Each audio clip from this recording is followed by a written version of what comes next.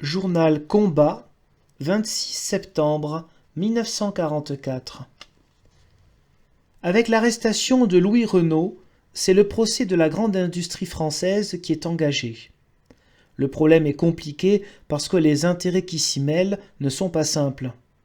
On ne peut espérer le résoudre en quelques lignes.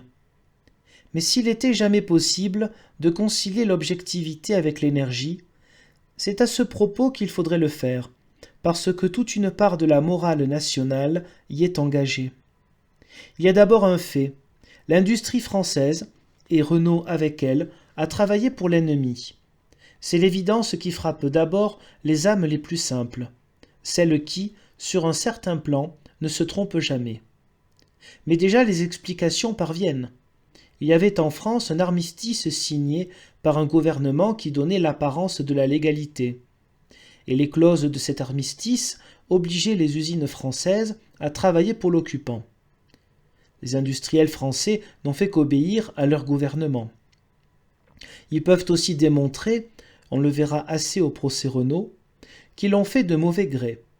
Ils ont en réserve les chiffres qui prouveront que le travail a été freiné, que la production de Renault pendant les 4 ans de guerre atteignit à peine le quart de la production d'une année d'avant-guerre. Les bénéfices sont plus gênants. Mais ce n'est un mystère pour personne qu'un certain nombre d'industriels prouveront qu'ils ont fait passer cet argent, par des voies qui ne sont pas toujours directes, aux défenseurs de la bonne cause.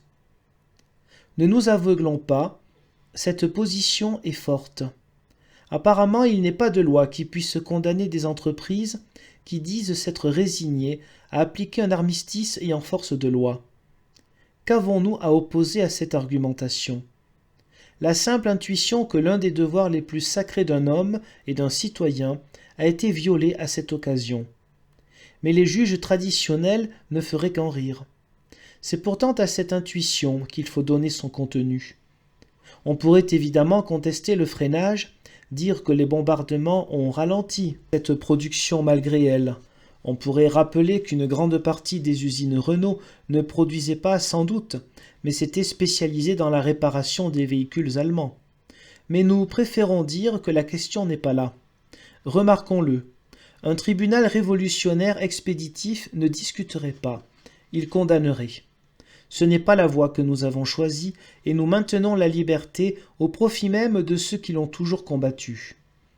Il faut donc, si nous voulons condamner, que nous donnions un sens à notre accusation.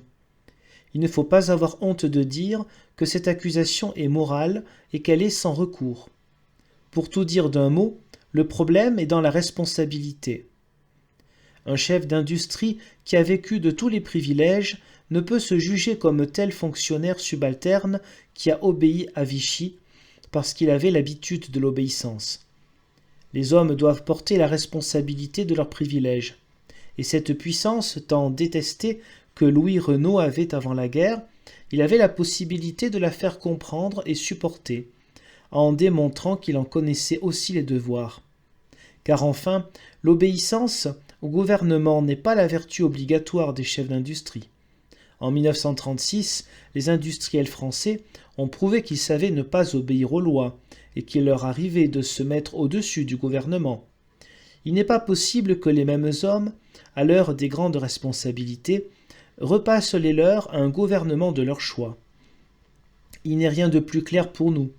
Le devoir des grands industriels français en 1940 était de se mettre, et cette fois au nom des vrais intérêts de la nation, au-dessus de la loi et du gouvernement.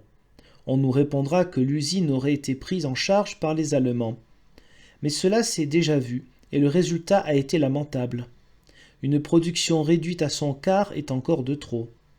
La construction freinée est encore de la construction, et les bénéfices partagés ne sont rien d'autre qu'une affaire méprisable. D'autres, à cette époque, se sont mis au-dessus de la loi. Ils étaient sans titre et sans argent. Ce qui était pour eux le simple devoir qu'ils trouvaient dans leur cœur devait être pour Louis Renault une obligation impérieuse et inéluctable. Pour parler clair, il devait se révolter avant le peuple lui-même. Ce langage est nouveau, et il donne de quoi rire. On rirait moins s'il entrait dans la loi et si les responsabilités proportionnelles trouvaient une traduction juridique. Ces 4 affreuses années ont donné à tous les Français le spectacle d'un crime, et nous pesons nos mots, qu'aucune loi n'avait prévu, et qui était celui de ne pas faire assez. La grande industrie française est condamnée pour nous, parce qu'elle a refusé de rien risquer. Elle s'est séparée pour toujours de la nation, en ignorant tranquillement ses révoltes. Et ces hommes qui ont invoqué la loi pour éluder leurs devoirs doivent remettre leur place à ces autres hommes qui ne se sont pas souciés d'honneur, mais qui ont pourtant sauvé celui de leur pays.